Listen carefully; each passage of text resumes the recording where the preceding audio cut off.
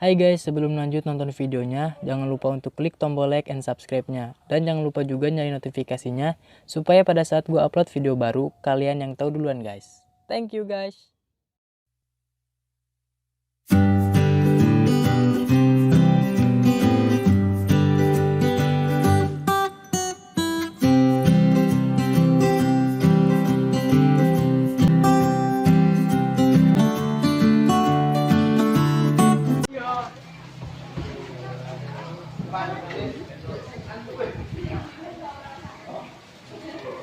Assalamualaikum.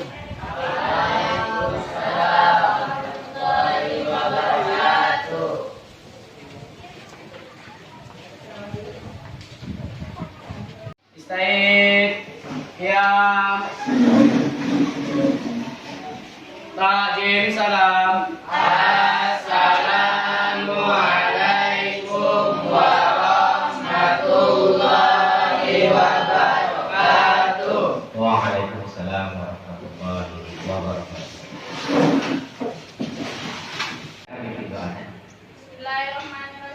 Bismillahirrahmanirrahim.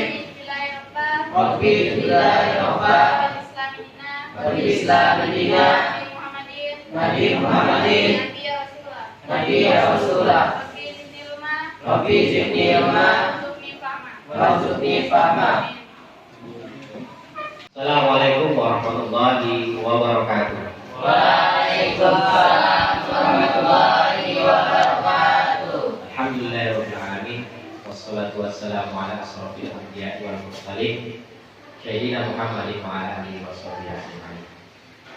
Pertama-tama marilah kita panjatkan puji serta syukur kita kehadirat Allah Subhanahu wa taala yang mana pada kesempatan kali ini kita dapat bermuajah kembali, bertatap muka kembali di dalam suasana pembelajaran sejarah kebudayaan Islam. Anak-anak, apa kabar pada hari ini? Alhamdulillah. Semoga sehat-sehat selalu. Amin. Kesehatan itu sangat mahal harganya. Sebelum kita memulai pembelajaran, Bapak akan mengabsensi kehadiran kalian. Mudah-mudahan dapat hadir semuanya ya. Anggi Anggara, Aini, Kendi Flora Amanda, Hero Wirdana, Khalid, Irin Febriansi, Lutfiah Ismaila,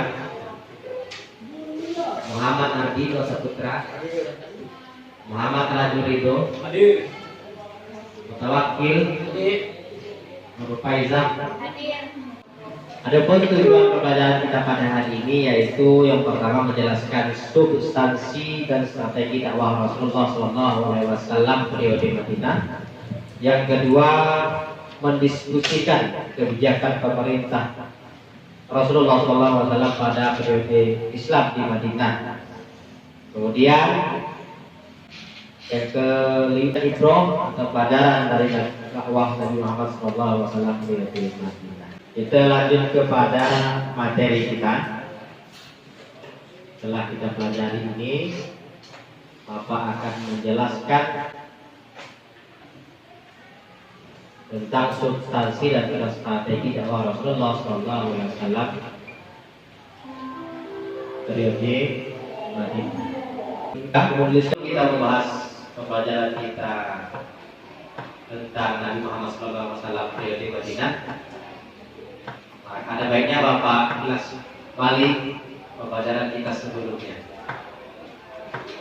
yaitu dakwah Rasulullah SAW periode Mekah. Jadi Bapak ini pertanyakan, kapan Rasulullah SAW menjadi Rasul? Silakan. Berumur 40 tahun.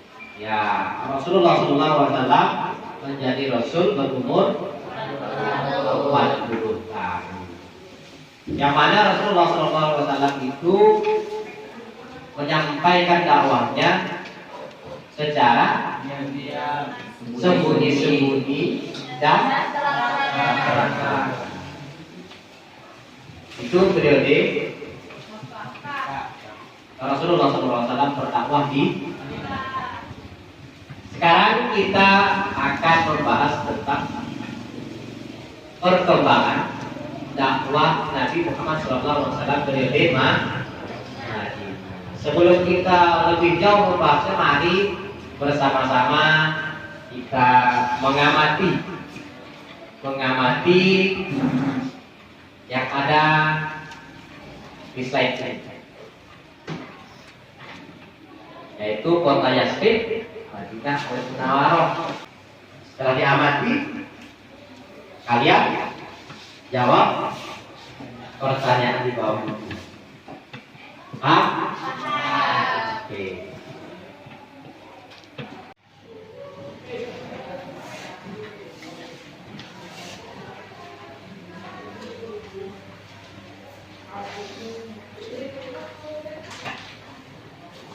Apa yang kamu pikirkan tolong dijelaskan di kotak gambar 1 dan gambar 2.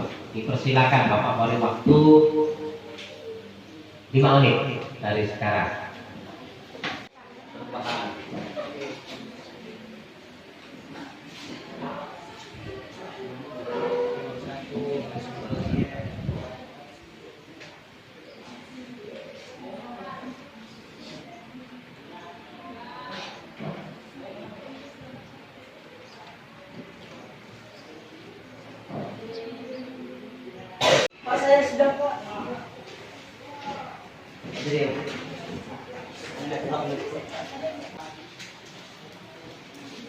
Nah,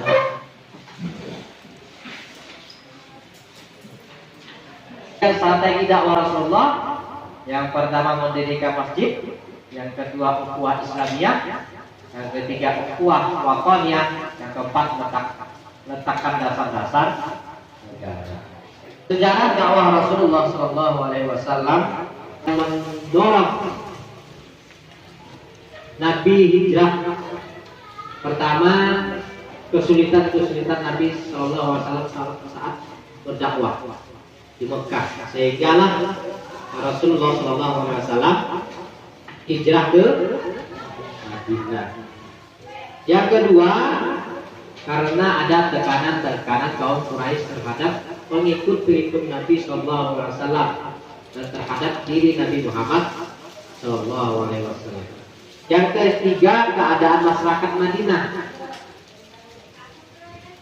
Yang keempat, gerakan dakwah menangkan Islam di Madinah.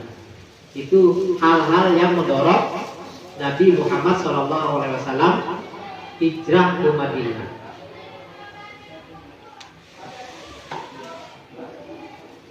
Sebelum kita membahas tentang usaha-usaha Rasulullah SAW, ada yang mau bertanya tentang pendorong Rasulullah SAW ini hijrah. Rasulullah yang pertama yaitu mendirikan masjid. Mengapa masjid itu didirikan? Ya. Karena mendirikan masjid itu ialah tempat beribadah, tempat belajar, tempat bersosial. Itu adanya di masjid. Yang mana Rasulullah dirikan masjid ialah namanya Masjid Quba, masjid pertama kali yang didirikan oleh Rasulullah SAW di. Kemudian Rasulullah setelah mendirikan masjid, usaha yang dilakukan kembali yaitu mempersatukan suku Aus dan Khazraj, yang mana disatukannya suku Aus dan Khazraj ini membangun ukhuwah Islamiyah. Yang kedua, dua suku ini yang sering bertikai, maka Rasulullah SAW satukan, bangun ukhuwah Islamiyah itu. Mana dua suku ini Rasulullah satukan, melebur menjadi kaum Ansor yang menolong hijrahnya Rasulullah SAW untuk memperkuat persatuan di antara mereka dengan suku-suku lain yang berada di. Yang ketiga,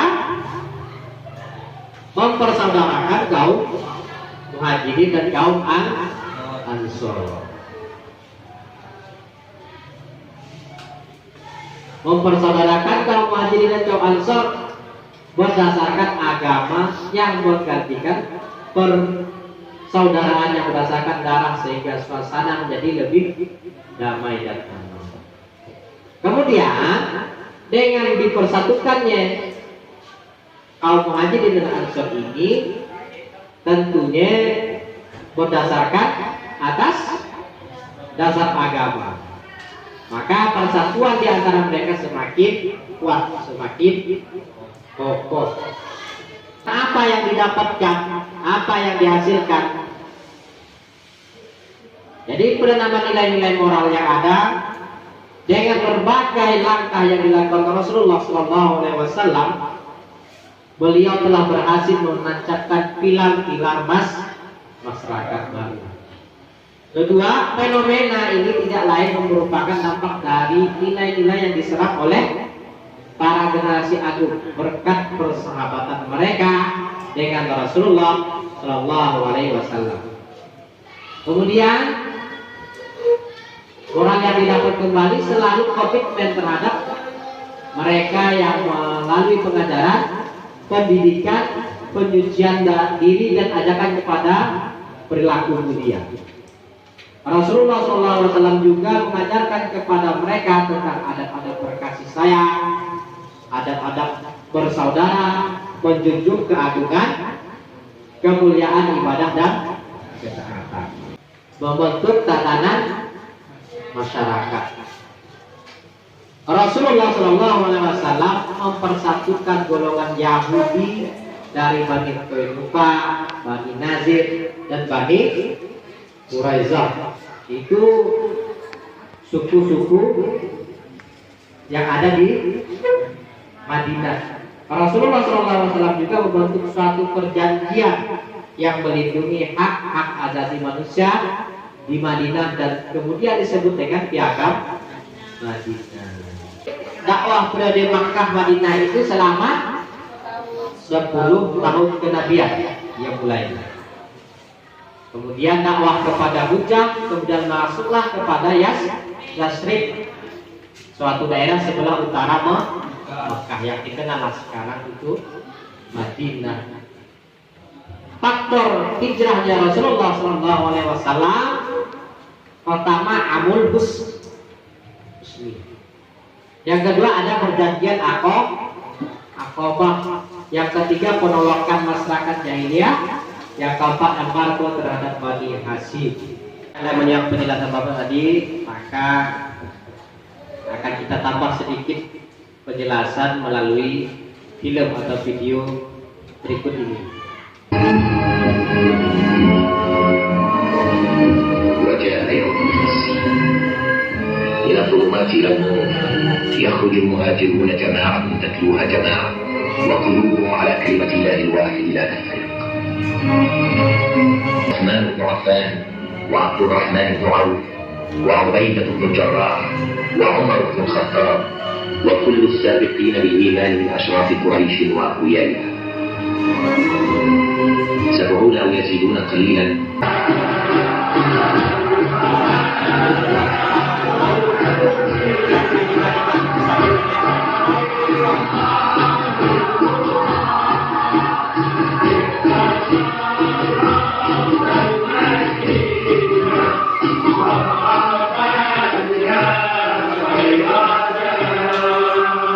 مرحبا برسول الله في مدينته المنورة. مرحبا مرحبا. Itu Rasulullah yang ada di depan.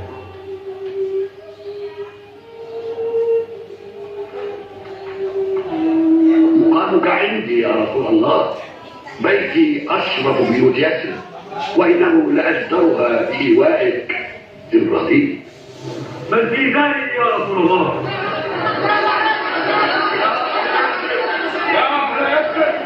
يا معشر الأنصار، رسول الله لا يرضى أن يفضل أحدكم على الآخرين. اسمعوا يا قوم، اسمعوا. رسول الله يقول: خلوا سبيل الناقة فإنها مأمورة. حيثما تبرك الناقة يكون مسجد رسول الله وبيته Ya. على موضع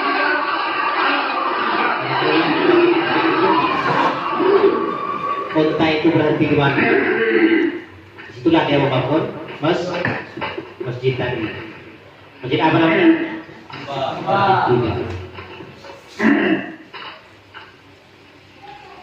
حل ذكي اختيار الناقة لن يختلف عليه أحد. وكم عمرك؟ Ini rumah raya Rasulullah SAW. Rumah masjid.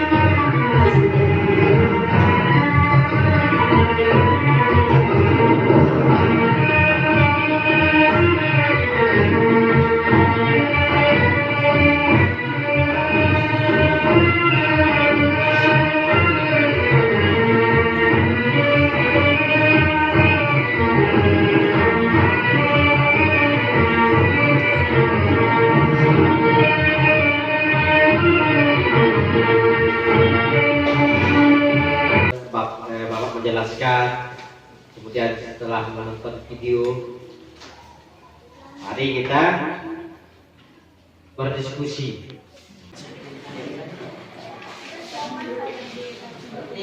Setelah nanti berdiskusi, satu persatu menjelaskan dari kelompok masing-masing ke depan. Paham semuanya? Bisikan apa yang ada di berikut. Masuk Pak. Nomor 4. Lokal kota Mekah terjadi pada tahun 8 Rasulullah memutuskan untuk melakukan Assalamualaikum warahmatullahi wabarakatuh. warahmatullahi wabarakatuh. Kami dari kelompok Bapak yang menyampaikan diskusi kami. Apa saja faktor-faktor penyebab hijrah Rasulullah pada periode Madinah? Bisa sampai muslim bisa sampai ke muslim. Siksaan kaum Quraisy terhadap umat Islam. 2. Serangan dan gangguan kaum Quraisy kepada Rasulullah Shallallahu Alaihi Wasallam. 3. Kepentingan takwa Islam dan meningkatkan kepada Rasulullah Shallallahu Alaihi Wasallam. Mengapa kita perlu mengetahui presentasi dan strategi dakwah Rasulullah Shallallahu Alaihi Wasallam pada selalu terjadi perselisihan, bahkan tidak jarang terjadi pertumpahan darah. Banyak pihak ketiga yang Yahudi. Setelah suku tersebut banyak yang memeluk agama Islam, sehingga semuanya telah terikat dalam satu ikatan keimanan. Assalamualaikum warahmatullahi wabarakatuh. Waalaikumsalam warahmatullahi wabarakatuh. Kami menjelaskan tentang apa saja faktor keberhasilan Fathul Makkah tahun 9 Hijriah. Fathul Makkah artinya penakluk kota Makkah terjadi pada tahun 8 Hijriah. Sekian dari pembahasan kami. Assalamualaikum warahmatullahi wabarakatuh. Mengapa Rasulullah SAW berhasil dalam perang Badar? Ya, disebabkan karena pertolongan Allah Subhanahu wa taala. Sesungguhnya betapa banyak dan besarnya pertolongan Allah yang diberikan bagi pasukan Rasulullah. Dari kami, Assalamualaikum warahmatullahi wabarakatuh. Alhamdulillah, hasil yang didiskusikan sudah baik semuanya, tapi perlu adanya sedikit tambahan-tambahan lagi. Kita mengakhiri pembelajaran kita pada hari ini, Bapak akan menyimpulkan hasil dari penyampaian hasil dari apa itu revolusi. Itu baru perubahan yang menyimpulkan suatu perubahan besar. Kedua, dari kehidupan ini Islam itu tidak mengenal politik dan tata negara menjadi bangsa yang sangat disegani. Sehingga dengan adanya ilmu pemerintahan Madinah, pemerintahan yang sangat besar itu dapat menjadi kuat kokoh dengan adanya Rasulullah Shallallahu Alaihi Wasallam. Kemudian Rasulullah juga membawa Islam ini sadar. Kemudian Rasulullah juga senantiasa mengajak dan menyuruh kepada kaum muslimin agar memiliki sifat-sifat terpuji, agar memiliki sifat-sifat apa? Sifat-sifat terpuji. Rasulullah juga senantiasa mempunyai akhlak yang baik, mempunyai sifat yang baik. Beliau gemar dalam menjalankan ketakwaan, menjauhi segala larangan-larangan Allah, menjalankan segala perintah-perintah Allah. Semoga apa yang kita pelajari hari ini dapat kita aplikasikan, dapat kita teladani dalam kehidupan sehari-hari. Kita ini wabillahi taufiq wal hidayah. Assalamualaikum warahmatullahi wabarakatuh. Waalaikumsalam warahmatullahi wabarakatuh. Sebelum kita keluar dari kelas, tolong disiapkan kemudian doa pulang. Ya. Najib salam. Assalamualaikum warahmatullahi wabarakatuh. Waalaikumsalam warahmatullahi wabarakatuh. Ya kan, mungkin Bismillahirrahmanirrahim. Bismillahirrahmanirrahim. Subhanakallahumma wa bihamdika asyhadu an la ilaha illa anta astaghfiruka wa atubu ilaik.